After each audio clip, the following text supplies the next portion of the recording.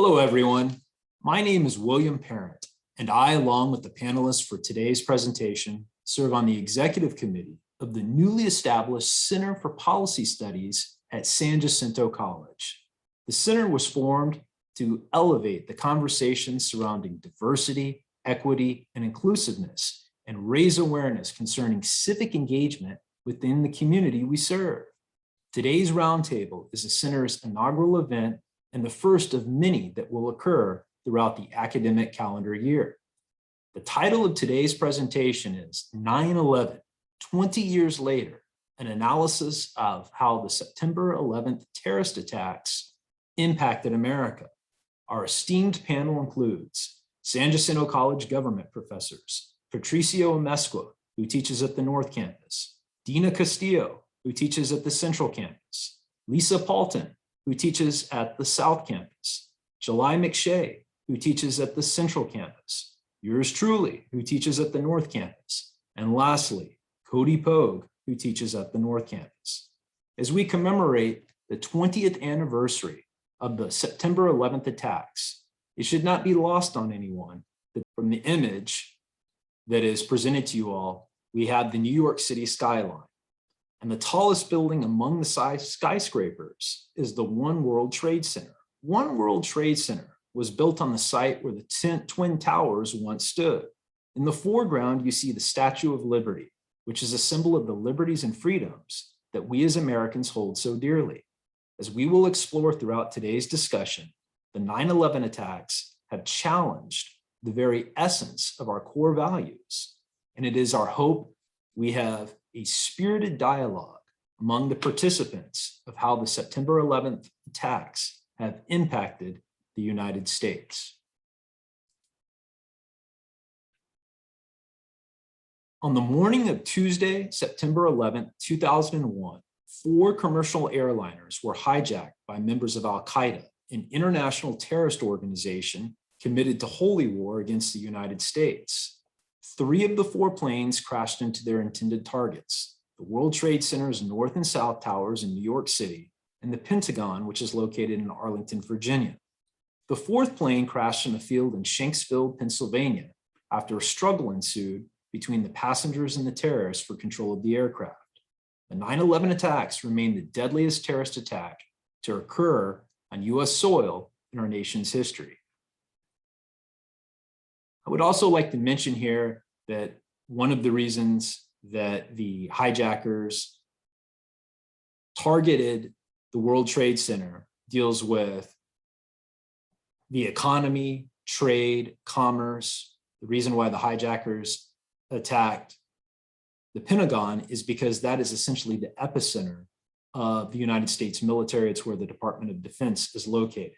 The 4th plane was either intended for the US Capitol or the White House. Of course, the 4th plane, as we've already mentioned, ultimately crashed in a rural part of Pennsylvania, in part because the passengers were able to regain control or disrupt the hijackers from hitting their intended target there. Perhaps even more surprising is that when we look at 9/11, that 93% of Americans 30 and older remember where they were when they first heard about the attacks. 93% of Americans who were 10 years of age or older when 9/11 happened 20 years ago remember where they were when they first heard the news about the September 11th attacks. Interestingly enough, even people who were 5 years of age, 42% of 5-year-olds in 2001 today, who are now 25, can tell you where they were when 9/11 happened.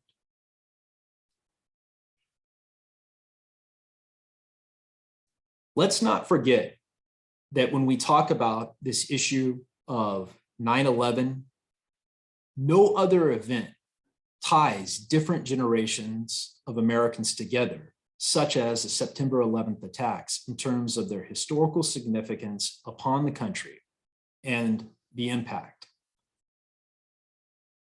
I would like to ask the panelists if you would be willing to share your personal stories concerning 9/11. Where were you when you first heard about the 9/11 attacks?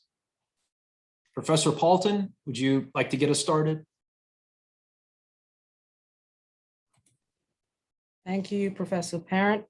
Thank you for the opportunity to be on this panel on this with this topic, which has touched so many lives. Where was I?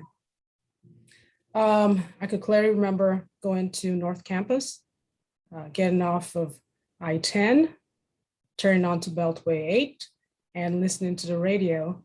And there was this announcement that someone says there's a plane flew into one of the towers. They're not sure, but they're investigating. So got to the campus and everyone just was gathering around. I worked in the admissions office. And during that time, we did not have, television screens all over the campus. So what we decided to do was to get one of those TVs that you have on the carts. We gathered around it and we just sat there, stood there, leaned into it, trying to figure out and make sense of what we heard. Because this is something you hear or you see in like sci-fi movies, or those kinds of events do not take place on this great soil. To this day, it's like, it didn't happen, but it did. But it's as clear as what is happening in front of me right now. And so it is part of my being. It is part of what most of us on this panel can relate to, having been around during this time. And I don't think there is anything that would ever wipe that out of my memory as to exactly where I was, what I was doing when this occurred. Thank you so much. Would anyone else like to let us know where they were on this Tuesday in September? I remember it was a beautiful day here in the Houston area, as it was in I will, Professor Parent. Thank you. I guess where I was in law school, my first year of law school. I was in the parking lot when they made the announcement.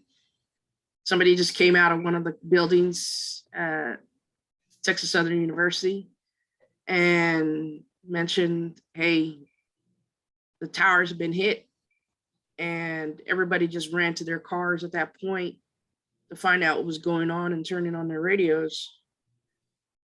And sat there and I realized what was going on.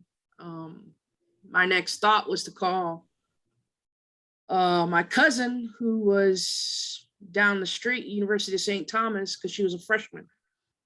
And I wanted to check in and make sure she was okay and not panicking.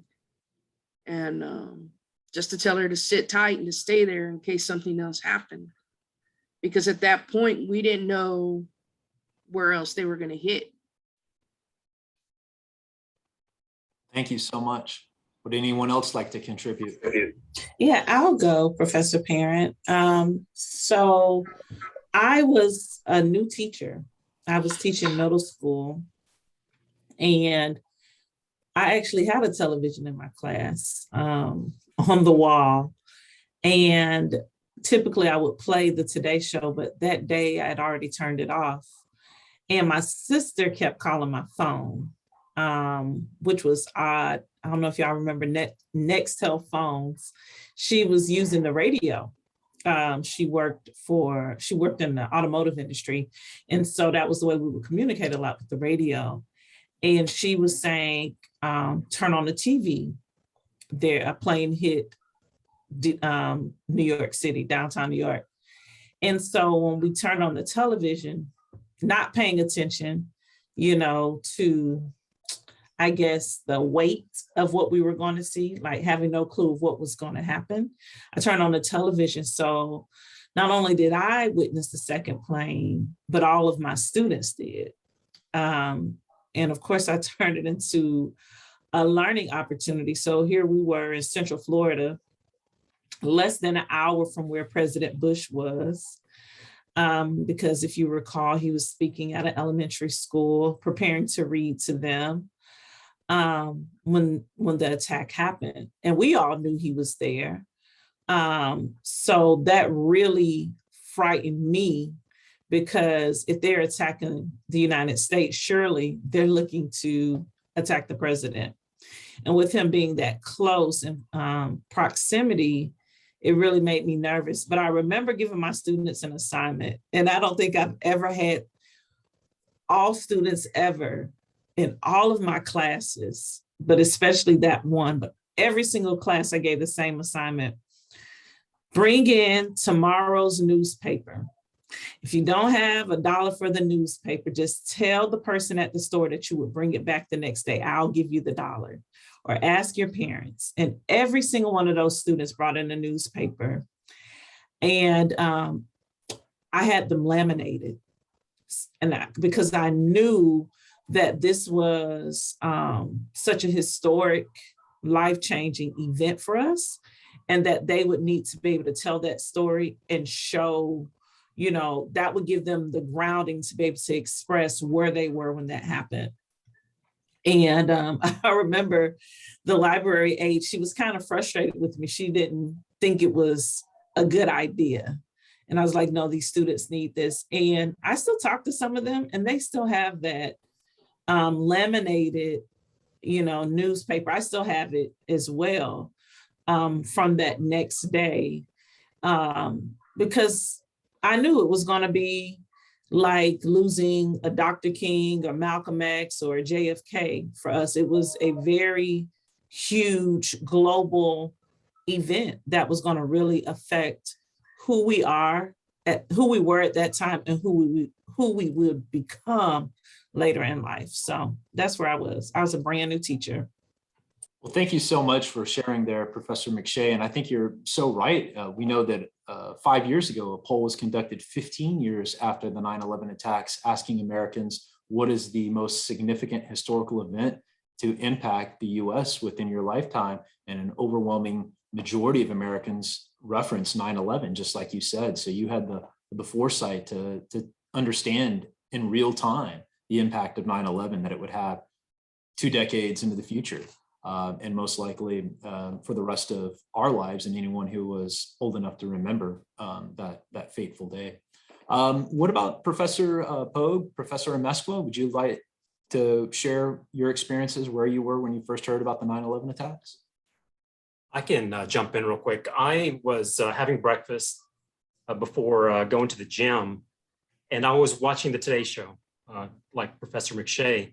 And the first plane hit, they were reporting on that. And it's so unusual to think about how we lived without the internet. We lived without instant updates on Twitter back then. So the news was what we had.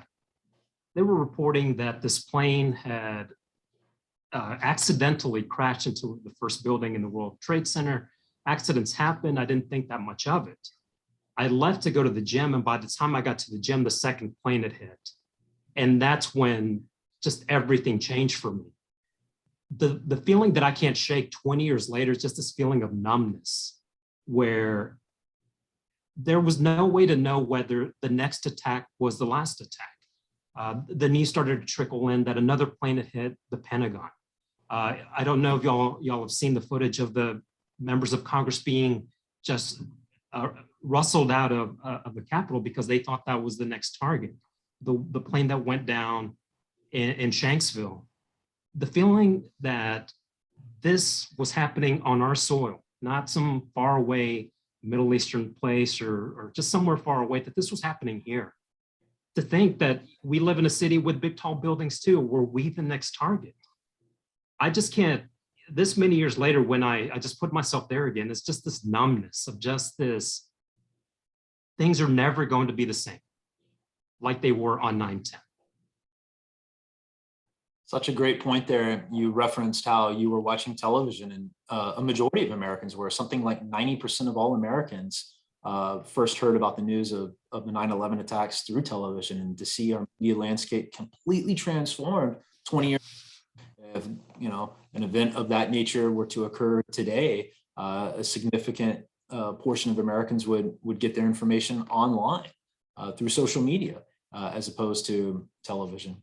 What about Professor Pogue? Would you like to share your thoughts? Yeah, so I was a student here at San Jac. It was my freshman year, and I had recently graduated from high school and just started college. And I was sitting in Brett Nelson's history class in building right down the hallway from where I'm at now. And we were having class, and then somebody peeked their head in the door, and he walked outside, and he came back in, and he was like, a second plane crashed into the building, and I had never heard of the Twin Towers. I mean, that's just not something I knew. So he was like really like shooken by it. So he was like, I'm going to cancel the rest of class. Just go watch a TV somewhere. And there was a big screen TV in the student center. So there was a giant crowd of people in the student center, and I went and crowded into that crowd and watched. And it was crazy watching people jumping from buildings on live TV, and it was heartbreaking. And so I watched this just glued to the TV with everybody else for the next hour and a half. And then I went to my government class, and he was standing at the door saying, important things are happening. Go watch a TV somewhere. So I watched another hour and a half. And then I went to my college algebra class, and the math professor was like, important things are going on, but we can't let it stand in the way of math. And he started teaching. So I sat through math class and, then went and watched for the rest of the day. And it was a life-changing day. Absolutely. Well, thank you, Professor Pogue. My experiences are roughly similar to yours, Professor Pogue. I was a sophomore in college at the time, and I was driving to school campus, and I heard about the attacks, and I had the luxury of going into a world civilization class, and the instructor was a former Secret Service agent. And he had a lot of knowledge and context that he could provide concerning the attacks there. After class, I went home, and a lot of my friends came over, and that was kind of the hangout spot. And we debated and discussed the ramifications of the event. And I can't help but think that pivotal day impacted my life and so many of my friends' lives who served in the military in Afghanistan and Iraq ultimately as well. And so that is inevitably a segue for the conversation that we're going to have concerning 9/11 and its impact on foreign policy. I think most of us, when you kind of that knee-jerk reaction, what is the impact of 9/11? Most of us are going to say foreign policy, specifically Afghanistan. Of course, this is a very timely topic because we know that just a few weeks ago, the last American troops left Afghanistan, America's longest war. America has been involved in Afghanistan since the days right after the 9/11 attacks. And of course, we know that in late August of this year, the last American troops left Afghanistan. So we were there not quite 20 years. And for a lot of the people in watching this video, maybe weren't even alive when the first American troops were set foot in Afghanistan. And I realize this is anecdotal, but I asked my students, why are we in Afghanistan? Or I should say now, why were we in Afghanistan? And very few of my students, maybe 1, 2 at most, can answer correctly there. So I think providing the context of why America was in Afghanistan is badly needed, and this may in part explain why you saw that a majority of Americans wanted the US government to pull troops out of Afghanistan because maybe there's a lack of knowledge. It's been so long. So the question to the panel is, how have the 9/11 attacks influenced America's foreign policy? So Professor Paulton, if you want to go ahead and get us started again, be my guest. To approach this question is to approach it from my perspective on how it has affected it in terms of foreign policy. It has to do with maybe the doctrine of containment in terms of not allowing that kind of terrorist attack to come and fester within the domestic realm, which is the boundaries of the US. So in terms of how it has influenced American foreign policy, it has allowed for the US to engage in more in terms of, I don't want to say occupation, but in terms of intervention in those areas. We looked at Afghanistan, we looked at Iraq, and therefore have more troops over that area of the world in the Middle East without necessarily looking at other regions, which may be of significant importance in terms of economics and so forth. So with the 9/11 attacks, it put a spotlight on what was already known. It made it much more, it made it easier for Congress to at least allow the executive branch to spend lots of time, resources, and revenue in that area in terms of the Middle East. And it somewhat born into preemptiveness in terms of how the US treats any threat that it may be perceived or it sees that is to the American interest. So it expanded the role of the executive branch to take those necessary steps to protect American interests, whether within the foreign or within domestically. But it allowed the executive branch to have a lot more power in terms of the three branches of government, in terms of its execution, in terms of the terminology used to identify those who are deemed a threat to the US. And we remember enemy combatants, those were the titles used to, again, use whether it is from people overseas or within the US to fight this war on terror. Such an important point there, Professor Paulton, that you raised, which is an expansion of executive powers that we've really seen over the last 80, 90 years now, going back to 1932 and the election of President Franklin Delano Roosevelt. I think a lot of people had maybe an expectation that when President George W. Bush in 2000 wins the presidential election, a very close race. Remember, he loses the popular vote, comes in as a deeply unpopular president, that he would maybe defer to Congress. And interesting, only roughly 9 months or so less on the job, we see 9/11 attacks, and this really does allow him to assert his authority. Public approval numbers increase, as we will see here in the next slide or two. So that's such an important point. I think we are 20 years later, many people have speculated that maybe under a Biden administration that we will see Congress reassert itself. After all, President Biden is a creature of the Senate. He spent 36 years in the Senate, and maybe his lasting legacy will be Congress once again pushing back a little bit against this excessive executive power that we've seen over the last nearly 100 years there. Would anybody else like to weigh in on this topic of how the 9/11 attacks have influenced America's foreign policy? Well, one of the watershed moments for the Bush presidency was when he stood at ground zero with a bullhorn, and it seemed like a rallying cry for the country, not just the people who were the first responders, when he said, "The people who knock these towers down will hear from all of us soon." And I think what followed was this real hubris when it came to our foreign policy. I mean, let's not forget that George W. Bush, when he was debating former President Al Gore, said that we needed to be a humbler nation, that we couldn't do nation building. And I think after the attacks, it really enabled the people who say that these colors don't run. And if you remember that Toby Keith song from the period, courtesy of the US of A, this real macho, we're going to go into these countries and we're just going to start bombing them until we kill some terrorists. And it doesn't matter what collateral damage comes as a result. But I think that because of that war, or because of the attacks, then we had Afghanistan, which became a 20-year occupation, and then Iraq. I think it opened the door for then the Iraq intervention after that.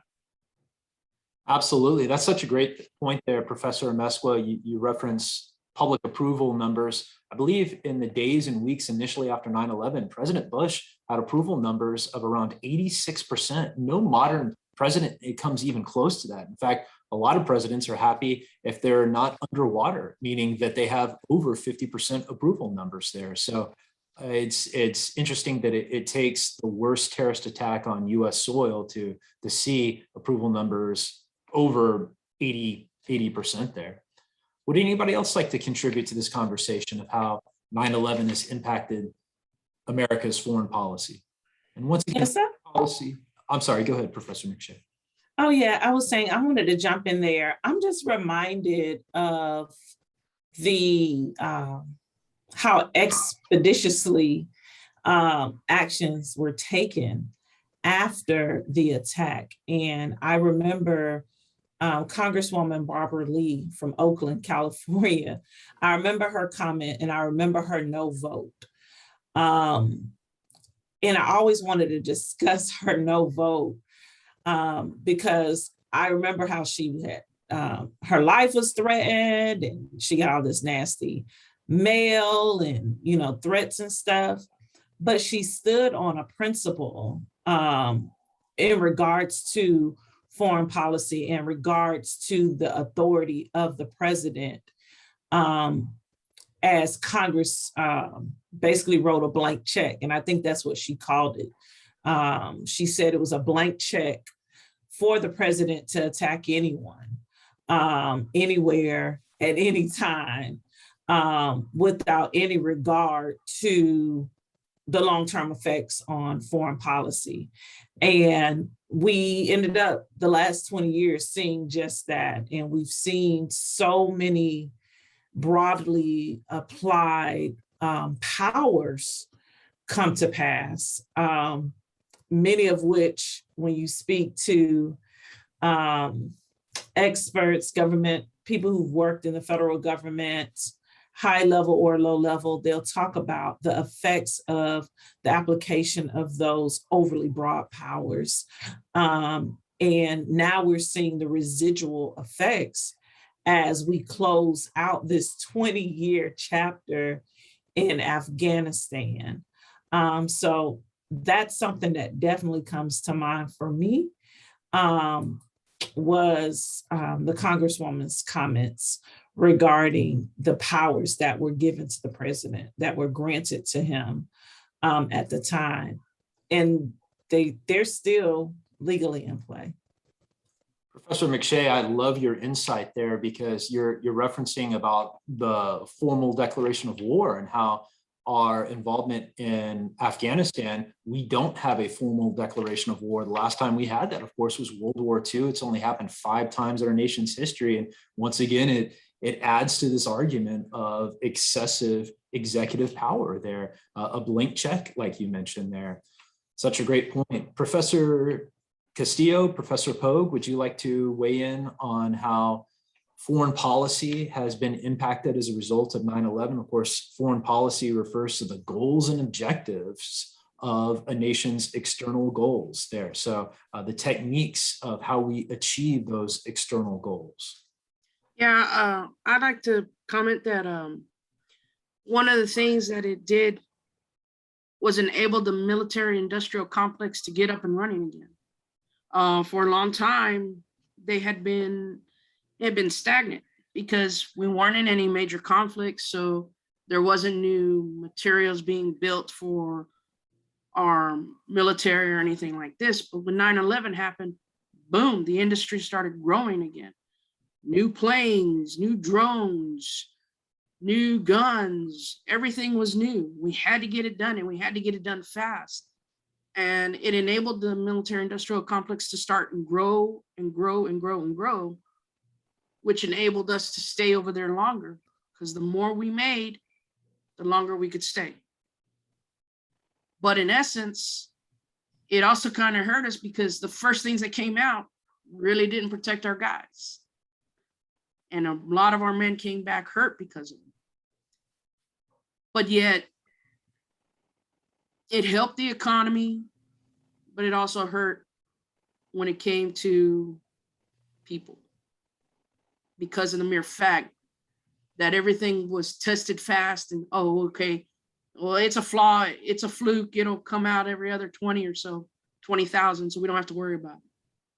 But in essence, we should have worried about it, because now we have young men and women back now from that time period, early part, that are having to struggle with their daily lives because they stood up for us at this time when we needed it.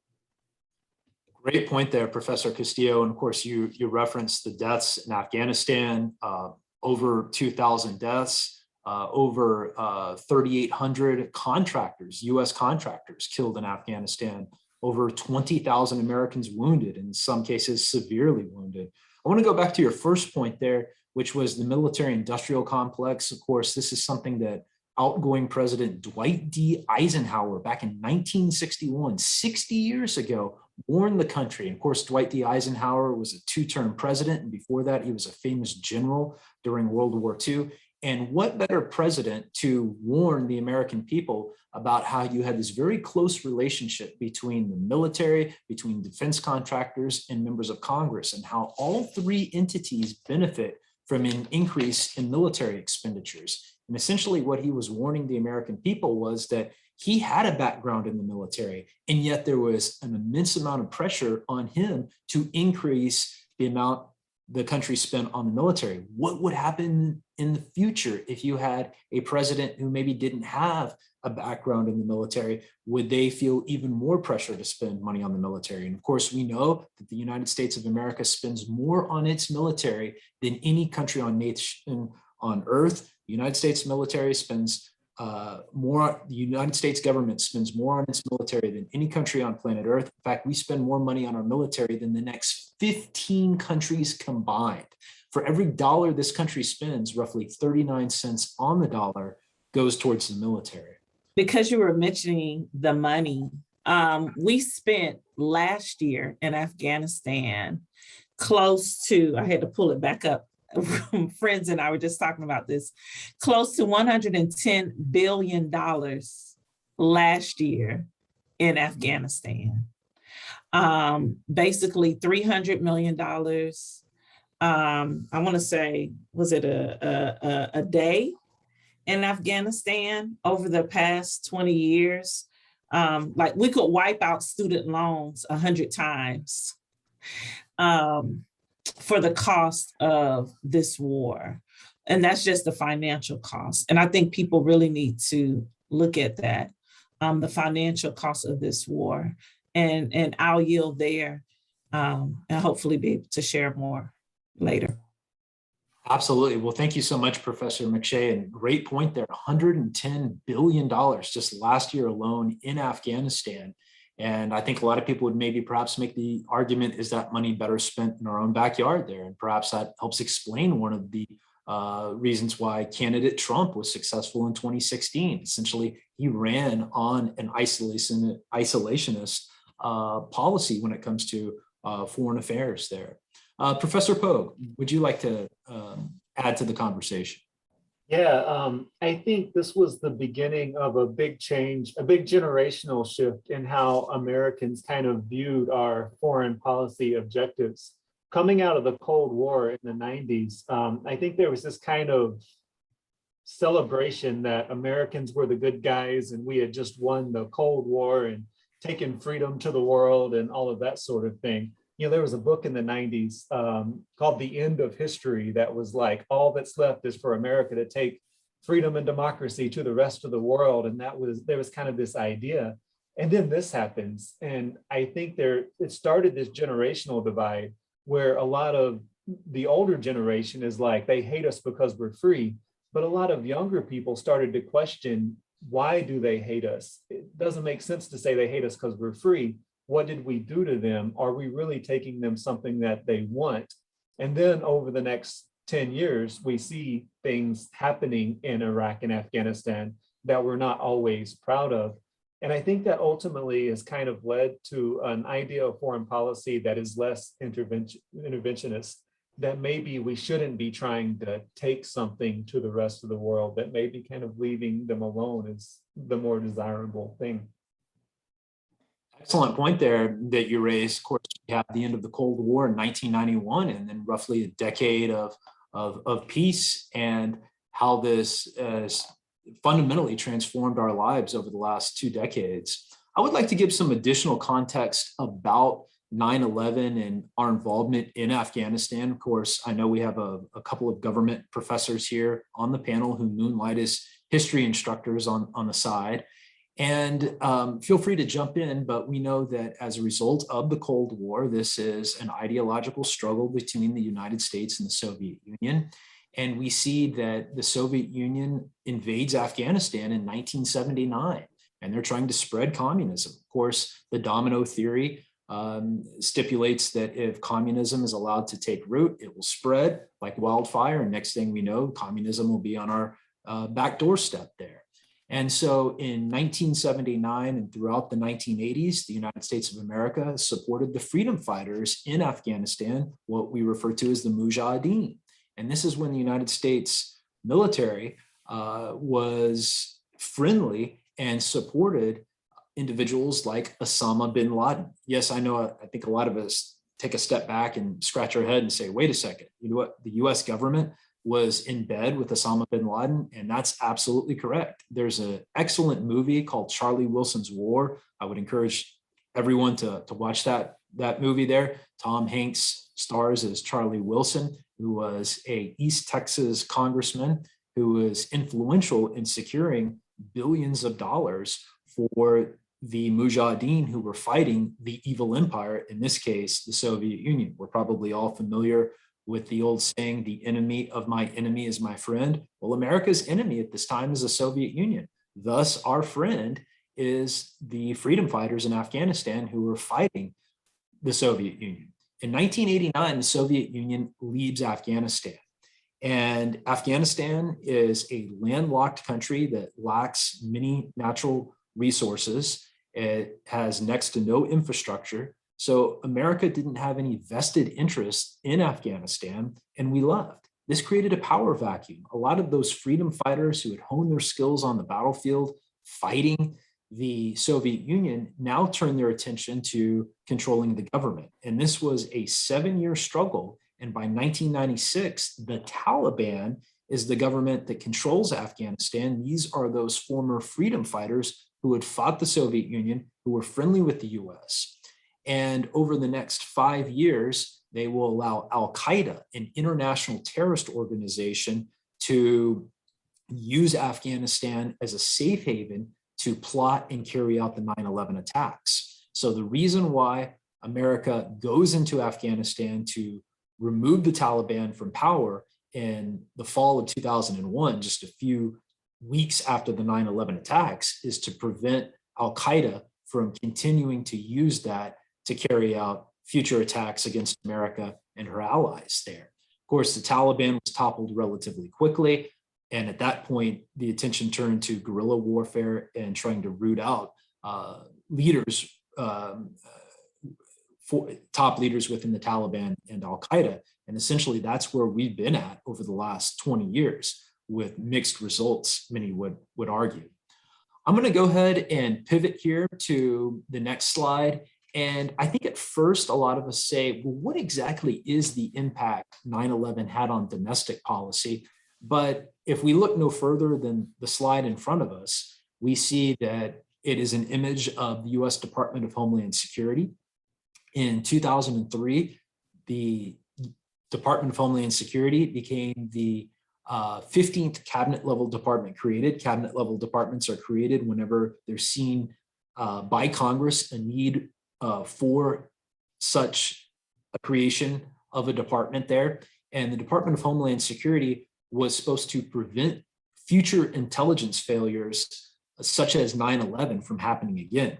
Those of us who are cognizant and aware remember that one of the reasons 9/11 happened is because there wasn't intelligence information being shared from the left hand to the right hand. You had a series of turf wars, and the Department of Homeland Security was supposed to streamline this process to encourage the sharing of information. After all, the assumption is we're all on the same side and we all want to prevent, thwart, and mitigate future attacks of this nature from occurring. So that kind of gets the ball rolling. I would like to hear from you all. Give me some examples, and it should be noted on the next slide, we're going to dig a little bit deeper, if you will, in terms of examples of how 9/11 has impacted American civil liberties. So I know civil liberties are involved in the wider discussion of domestic policy, but try to keep it for the sake of this question specifically on domestic policy and not referencing civil liberties. So Professor Paulton, once again, would you like to get us started? In terms of domestic policy, I think I'll piggyback on Professor Castillo's response to foreign policy in terms of the militarization, the military complex, excuse me. And so in terms of domestic policy, I see that trickling down to law enforcement through Homeland Security, the dollars which were spent to try to do what is counterterrorism in terms of any homegrown, so to speak, and that being used by law enforcement, not only in terms of using the technology, the funding, the personnel, but also in how they treat people who are actually using one of their fundamental rights under the Constitution in terms of protests. So there is profiling. We always know about that. We know about the internment camps, the Japanese, in terms of the war and the fact that Reagan had to sign reparations for them because of the classification they led under. But with domestic policy, with the after 9/11, it led to also the reintroduction of that in terms of profiling for certain segments of society, while at the same time funding the law enforcement at a level which is at the same time as if they are a military, and therefore using those kinds of skills which are learned to then protect and serve the public in a way that affects the domestic policies and how we engage with each other, how we use those basic rights that are afforded us in the Constitution. Excellent point there. And I think a lot of the conversations that we've had over the last 18 months, really ever since the pandemic started, conversations surrounding the murder of George Floyd, Breonna Taylor, and so forth, the militarization of local police departments using maybe in some cases heavy-handed tactics against American citizens, in part because of the grants received by these local police departments as a result of the 9/11 attacks to try to prevent future terrorist attacks. Would anybody else would like to weigh in on examples of how 9/11 has impacted domestic policy? Sure, I'll jump in. When I think about the impact on domestic policy post 9/11, it's as if what was seen in the 60s and 70s, I guess under Hoover, the counterintelligence program, we saw those same tactics just be presented to us very formally in a package and say, this is our new way of implementing policy. So we're not going to hide from you. We're just going to do it in your face. We're going to let you know we're doing it. And you really don't have a dog in the fight with it, so to speak. And that reminds me, it takes me back to, again, Congresswoman Lee's comments there on the House floor when all of this first took place in regards to going to war, the powers that the president was granted. We watched the Patriot. I know we haven't really mentioned the Patriot Act, but all of these things have grown out of this one day. And the effects of it, the residual effects of it is definitely visible in our local law enforcement agencies, small towns and counties, population under 50,000, they have tanks, so that militarization, what does that say? Are we in a war zone here in the United States that our local law enforcement agencies, whether it's a county sheriff or a police department, or like here in Texas, a constable's department, that they have so much equipment, the militarization. I think that's the type of policy that, without going into deep detail, that's the type of policy that people can just see with their eyes, and now it's so common.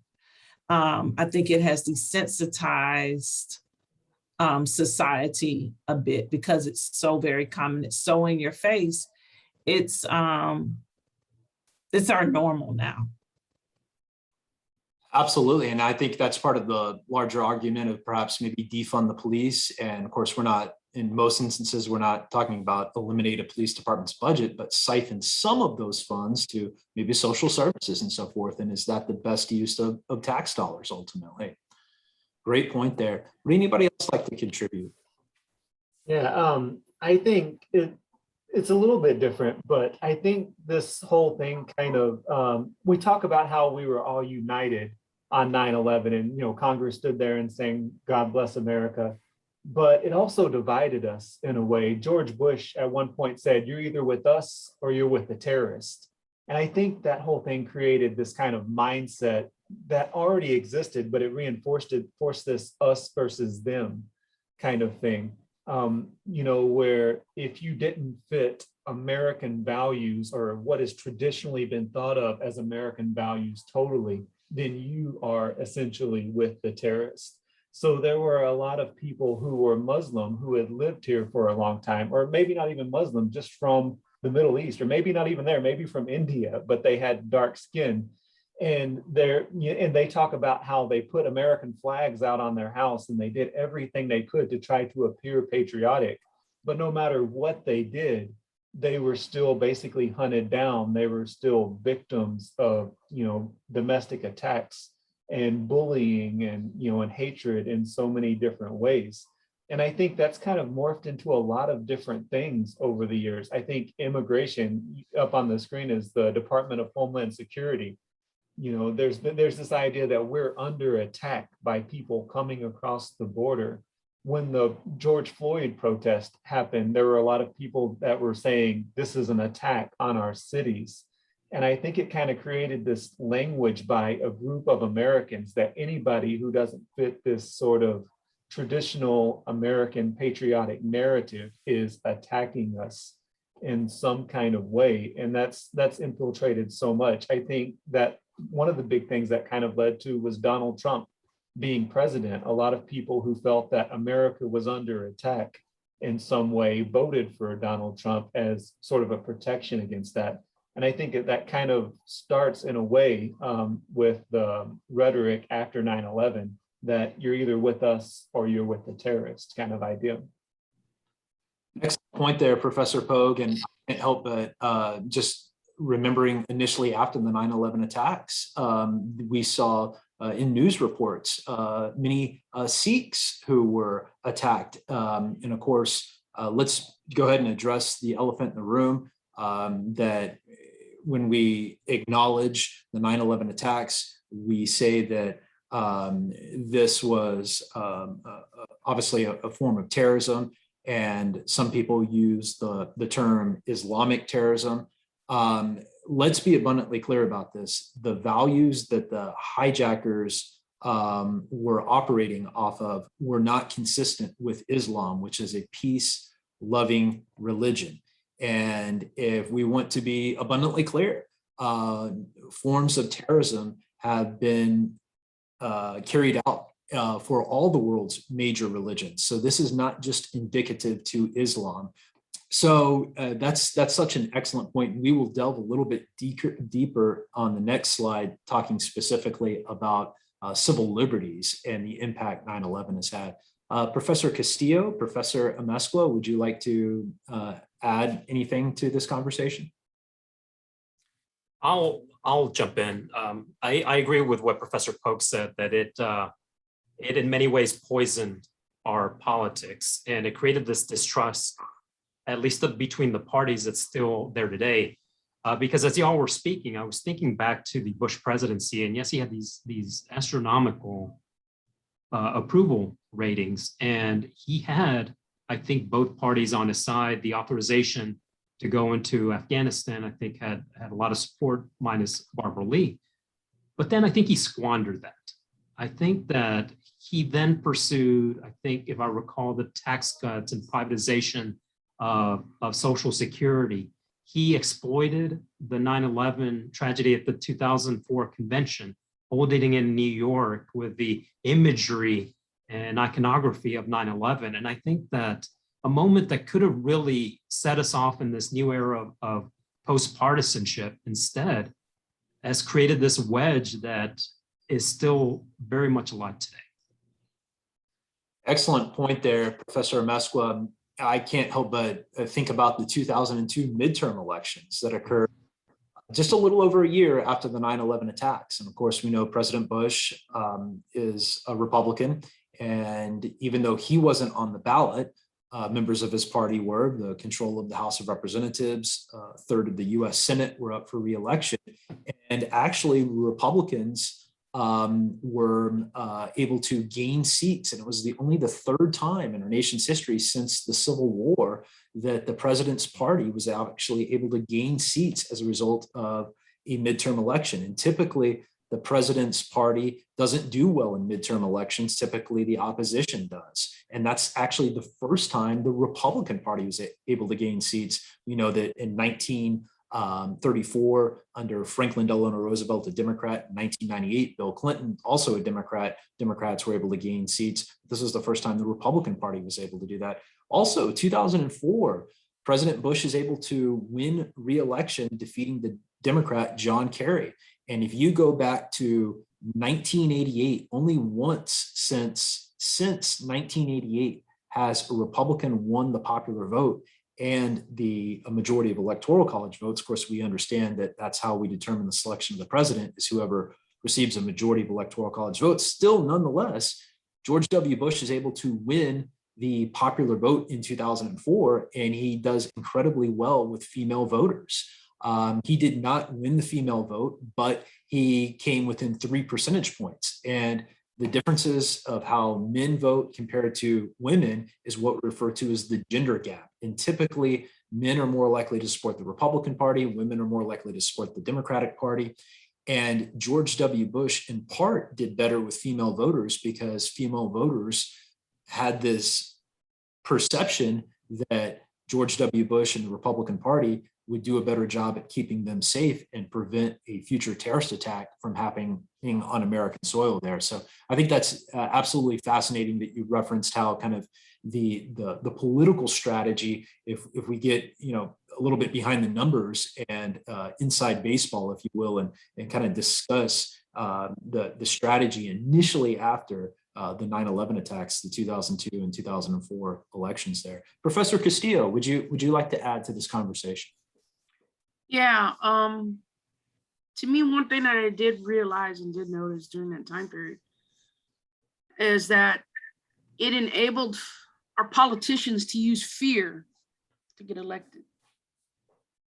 And they noticed that, and they took notice of that. And from that point on, they continued to use fear, either saying that, oh, I'll protect you from this, I'll protect you from that, or, that he can't protect you from this or she can't protect you from that. So vote for me and I'll get you what you need to have done and take care of you and take care of the country the way it needs to be taken care of. And that was one thing that I did realize that they opted to use and they continue to use to this day. And it's unfortunate for us that when we vote, most people, we're voting out of concerns for what will help us in turn become stronger. But a lot of us vote out of fear as well. And that fear is what puts the wrong people in office sometimes and causes upheaval. Great point there. Fear can be a motivating factor there. We know that Franklin Delano Roosevelt said we have nothing to fear but fear itself. And you can make an argument the same applies here as well. I'm going to go ahead and transition to the next slide here, which is the impact on civil liberties.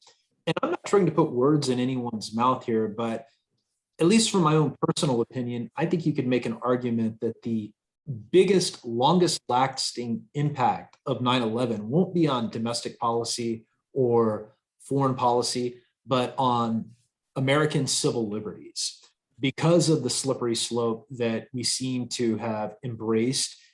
Professor Mesqua referenced this earlier, that there seems to be a schism. Older Americans may be a little bit more willing and apt to support enhanced measures utilized by the government in the name of preventing a terrorist attack, whereas maybe younger Americans are a little bit less likely to support those measures and protocols. So the question to the panel is, how have American civil liberties been altered by the actions of the 9/11 terrorists? So once again, Professor Paulton, would you like to go ahead and start us out here? I guess I'll continue with where I ended when you asked the previous question. When I read this, I think about when I used to just be able to go to the airport, have my family come all the way to the gate and meet me there. So those freedoms that we've taken for granted in terms of access and normalcy, so to speak, it's something that has changed. Now we have TSA officers and all these rules in terms of getting on an airplane and so forth. But in regards to the right to protest found in the First Amendment to the US Constitution and the militarization of law enforcement, we see that, again, the heavy hand of using those kinds of techniques to disperse of certain groups who have been identified as agitators or have been on the list as being extremist group or the other is now seen as warranted, is now seen as the way in which it should be handled, outside of the fact that because you're agitating, that doesn't necessarily mean that you are so extreme that you are going to destroy. You're just, again, using those protections which are found in the Constitution. And I could look at Ferguson, Missouri, after the incidents which occurred there and the Black Lives Matter group being created or springboarded into life, and how those requests by the group to look at the way in which law enforcement is treating especially African-American males and African-Americans and people of color, that by protesting, it is seen as something that is born of a riot, of destruction of property, and therefore should be tamped down. And so after 9/11, we've allowed what we would take, and I'm not saying that, again, in the civil rights era, we didn't have this, but we had at least moved away a little bit from it. But because, again, as you mentioned, with fear and to fight terrorism, we give a lot more leeway into terms of what we allow our government to do in order to protect us in the immediate.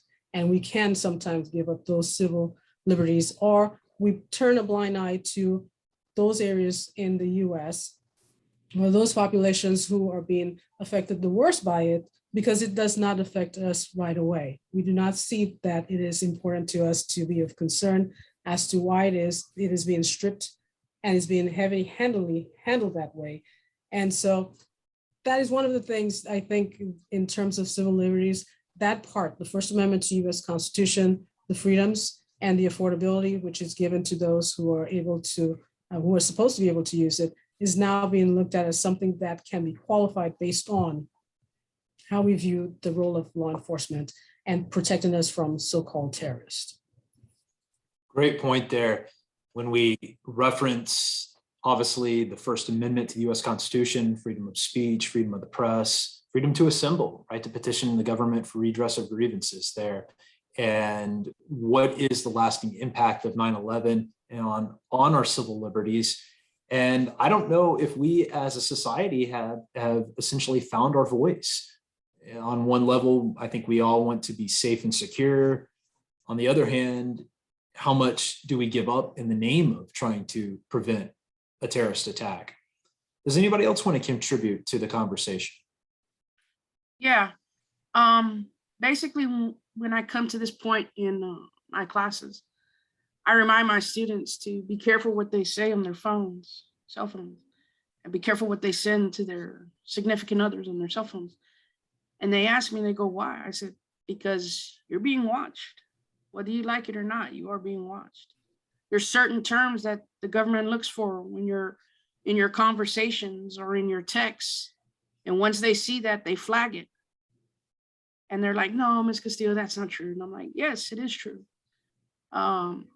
Since 9/11, we have that capability now. Whereas before, we really didn't. You'd had to go through all kinds of bells and whistles to get access to it. But unfortunately, we do have that. And whether it's fortunate or unfortunate, it's there. and we have no say anymore. There are still a few phone companies that will be stubborn and tell you, no, we're not going to give you total access to their numbers if it's shut down and they can't trace you for some reason. But if they get a warrant and it's feasible and they talk to their attorneys, it's like, yeah, go ahead and let it, because this is going to go on forever. They'll go ahead and open those gates. Whether it helps us or hurt us, it's there. Even in our work emails, our personal emails, it's there. It can be done. That's something that we thought was considered private is no longer private. We've given that up since 9/11. Right, and Professor Castillo, I think you were referencing the Patriot Act that was passed initially after the 9/11 attacks to give more power and tools to the federal government under the guise of preventing future terrorist attacks. And we know that in some cases, I think a lot of us had the perception, well, they were just focused on terrorism. And in some cases, we know that the government would be in the process of watching individuals who had no ties to terrorism and would pass this information on to local law enforcement for maybe a petty drug offense there. And many people would argue that that has nothing to do with terrorism, and that's a blatant violation of your constitutional rights as an American citizen there. Would anybody else like to contribute to the conversation? I'll jump in. I'm glad that Professor Castillo brought that point out, as she described the Patriot Act. I tell students something similar. Don't text or tweet or post or even speak anything that you wouldn't want, one, on a billboard, but two, on an indictment, a federal indictment, because it's that serious. And I teach freedom of religion a little different because I need them to understand it. That's the first freedom in the Constitution, well, the amendments, but it's literally saying that you are free to think and to believe what you want to believe. And now that freedom is so suppressed because it's like you can only think it in your head, because the moment you express it, it's fair game. But I also look at, the technology and the free range that the government has now when it comes to our civil liberties. And it makes me give them a side eye to look at the government like, well, where was that for January 6, 2021? Where was that investigative prowess, to prevent what happened? Because to me, that's not very different from what happened on 9/11. And the difference is we have the tools today to prevent such action, to be ready to mitigate losses and threats, but it's not fully, or should I say, it's not fairly applied across the board. And that disturbs me. That disturbs me because we see it for very small crimes or incidents that pale in comparison to what we saw earlier this year, which feels like 10 years ago, but it was just 9 months ago, So it's a lot. Professor McShay, you make such an excellent point there of how when we look at the events of January the 6th and how individuals who stormed the Capitol have been treated much differently than individuals of much less serious crimes being committed. And one can't help but wonder, is it because of one's race and ethnicity and their background there? So that's interesting to see the difference in approaches by the government. And many people have made the argument that if a majority of the protesters on January the 6th were people of color, would there have been a much different response from federal law enforcement? And I think a lot of us would acknowledge probably there would have been a much different response. Yeah, because I consider it a terrorist attack, like without a doubt. That's how I refer to it. The terrorist attack of January 6th, it's just that these terrorists were treated with the white glove service, very delicately. But it was a threat to our democracy, what happened there. It was truly a threat to our democracy, and it exposed to our foreign enemies just how easy one could take our capital. Yeah. Excellent point there, the division that exists within the country. And there was a report that came out earlier this year that talked about how one of the serious threats that confronts the country is not externally, it's domestic, right here, domestic forms of terrorism. Great point. Professor Pogue, Professor Amezcua, would you like to add to the conversation? I think it's quite natural that in a traumatic event like that, that we would almost invite encroachments into our civil liberties. We want to be safe. I mean, I think about the way that we live today. Even without the prodding of government, we go and install Ring doorbells, or we install cameras all around our house, and we submit ourselves to surveillance. But I think the thing that I just can't get out of my mind and I've been reading a lot of the accounts from the 20-year anniversary of this, is that whenever something like this happens, despite former President Bush saying clearly that this was not representative of Islam, and that you should not treat everyone as if they were terrorists, that's exactly what we did. And that we looked the other way when a lot of our Muslim brothers and sisters had their groups infiltrated, or they had their phones tapped, or they were jailed with flimsy evidence, that we permitted Guantanamo Bay to go on as long as it has. That and this isn't really civil liberties, but torture, that we on so many different levels just kind of saw that as the price to play poker. That if we're going to fight this, we have to get down as dirty as they do.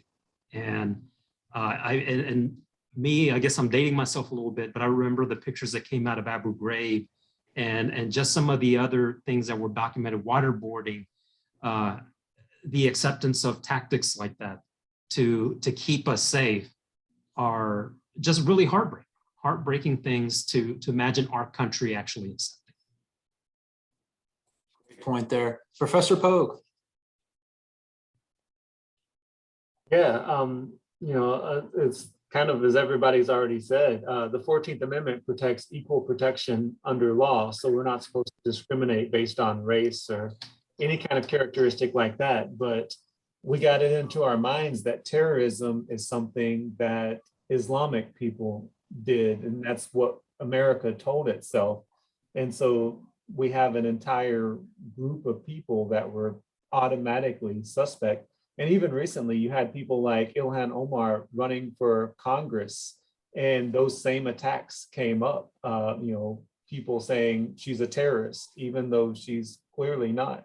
She's lived in America for a long time, never had any kind of history, but just association by race, they did that. And luckily that wasn't legal, that was just people talking, but certainly it's happened, removal of people's rights and liberties, racial profiling just because of that. Absolutely. Well, Professor Parent, can I piggyback in there? yes, of course. Professor, when it comes, you mentioned about the congresswoman who was running for office and that her background, Ethiopia. When I teach that in class, I always go back and pull the demographics of the members of the House and the Senate and show them nationality, because that removes that fear, the usage of it to demonstrate that, again, based on the way she looks, that she's necessarily an outsider. And so because a lot of times students do not understand the qualifications for the House and the Senate has nothing to do with natural born US citizenship. And therefore, they can easily be swayed, and just like the public can be, that because they look different, they sound different, that therefore they should be feared because you're for us or against us. Great point there. And I can't help but think about how Representatives Tlaib and Omar from Michigan and Minnesota, respectively, are treated differently because of their background, because of their gender, because of their ancestry and so forth, and how And not even that, also, we forget about it, but even when Barack Obama was running for president, there were these accusations that he was somehow a terrorist because of his name and because of his race and background. great point there. Absolutely.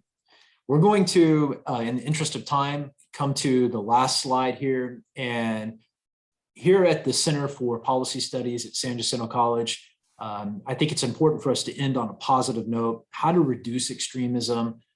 I'm an optimistic by nature. I suspect a lot of us on this panel are as well. So the question to you all is, what can we do as a country to mitigate future terrorist attacks? Because at the end of the day, that's what all of us want. And we want to be safe and secure, while at the same time, we want to preserve those civil liberties that we have. In some cases, we want to get them back, roll back heavy-handed law enforcement surveillance and procedures that have been implemented in the 2 decades since 9/11. So I asked the panel and Professor Paulton, go ahead and start us off. What can we do in the country to mitigate, reduce, prevent future terrorist attacks? It seems so. It seems like everyone has mentioned that, or at some point said, civic engagement, I think, is important. Again, when you teach this course, government course, is, students don't understand the impact it has on everything else in your life in terms of economic, social, and so forth. But to engage with not only in terms of the classroom setting, but in terms of how the media sometimes portray, them versus us, and also in terms of, I don't want to say the fairness doctrine, using that again, but allow for different voices to be heard, to remove the stereotype, the boogeyman, you have a boogeyman so you can then distract the public from what is really happening, which again, words of fear of them versus us, the fact that you may be a minority in this country because of the trends in population that indicate that you may be, and therefore that leads to reaction by those who think that you're taking something from them. And I say that because I think you mentioned that we focus so much on terrorism from the outside that we don't realize that within the US, there have always been domestic terrorist groups. It's just now that for whatever reason, whether it's the Obama administration, leading to the Trump administration, we see more of it being reported, or we should see, or and we saw it after January 6th in terms of what happened. But I think civic engagement and holding the media, our outlets, to whether it's on radio, television, on the internet, to a higher standard in terms of how they report the news and how they portray people who live within this country as just, trying to do the best they can and not as them versus us. You referenced the fairness doctrine, and just so everyone's clear on this, the fairness doctrine was a law that required that anytime discussing a hot button political issue, you had to look at both sides of that issue, and it was rescinded in the late 1980s, and it allowed for talk radio hosts such as Rush Limbaugh to come to prominence because he could just provide the conservative viewpoint as opposed to also providing the counter argument, in this case, the liberal perspective there. And a lot of people would make the argument that this has led to misinformation, fake news, and created an environment where people just quite frankly don't have the facts and are misinformed about what's actually occurring. And in some cases has led to situations where people are incorrectly maybe storming the Capitol under the pretense that somehow the election was stolen, when there's absolutely no evidence whatsoever to suggest that that actually occurred. Anyone else like to contribute to this last slide of how to reduce extremism? I would agree with what Professor Paulton said about teaching civics, really teaching the heart of the matter, teaching our history properly. I have students who've never heard of the Oklahoma City bombing. They're not familiar with what happened at the 1996 Olympics in Atlanta. And these were definitely terrorist attacks, but they are not history. The way it's sold to us or told to us does not wrap it up in the terrorism gift wrap. It's a much more gentler presentation, and it's quickly passed over. And so I think we have to be honest about our past to really get to that place of peace and neutrality and belonging for our future. And that's how we mitigate. We have to talk about what has occurred so we can understand why different things happen. A lot of it is almost like festering, from generation to generation to generation. So it's very important that we teach boldly, unapologetically, and honestly, the truth. It's just like when you're making a good documentary, it doesn't matter if the subject is your hero, you still have to take on all the truths that come with it, as you dig through those archives and accept that trueness, that beautiful image of that hero. And in this case, that hero would be our country, but we have to take in all of it. We can still love it, but we have to take in all of who this country has been, who this country is, in order to get to where we want this country to be. So well said. That absolutely, I 100% concur with what you just said, which is we can love this country, but we also have to acknowledge its blemishes and understand that we still have a long way to go when it comes to equity, inclusiveness, and achieve a more perfect society. Professor Paulton, you referenced civic engagement. Of course, that's something at the heart of the Center for Policy Studies here at San Jacinto College, is raising awareness, getting involved within your community. An individual can make the biggest impact at the local level, and we will see more things emitting from the center on that front there. Professor Castillo, Professor Amezcua, Professor Poe, would you like to share your thoughts? I think that there are limits to how much we can actually reduce extremism. I think the 19 people who perpetrated the attacks were unreachable. But I think in general, though, and I'm reminded of the seal of the United States of America, that in one talon the eagle has arrows and then there's an olive branch in the other. And I think that it's time that we give diplomacy the same level of emphasis that we do the military. That I think that many of the relationships that are frayed around the world, I think if we had more people who knew the culture, knew the country, developed those relationships, build that trust, would help us in the long run, rather than, we have a big military, we overextend our military in part because we have such a big military.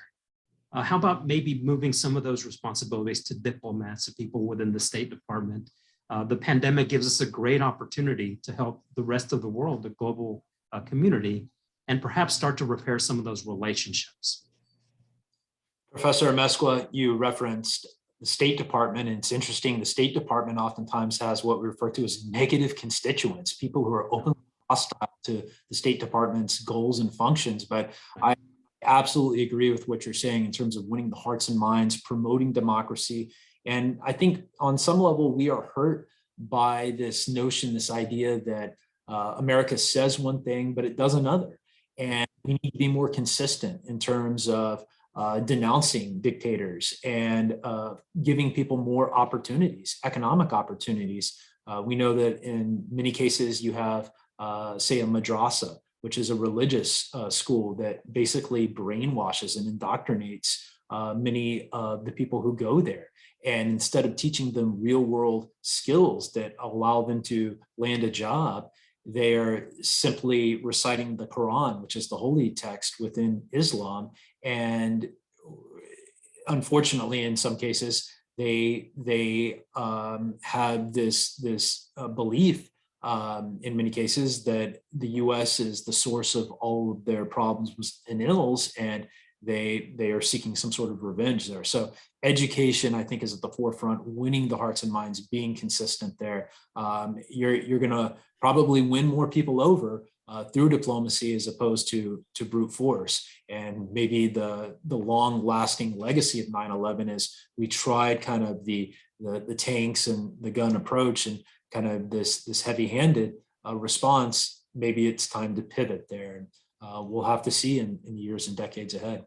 Professor Pogue, Professor Castillo, would you like to add to this? I think one thing that needs to happen is that our agencies need to actually talk to each other instead of trying to outdo each other. You know, that's one of the major issues with us as a nation. Our agencies, CIA, FBI, Homeland Security, they all want to outdo each other instead of working together to solve an issue. And by that ends up hurting the US in the long run. And if they would just come together and work together a little bit better and share it like they're supposed to, we could actually prevent future attacks.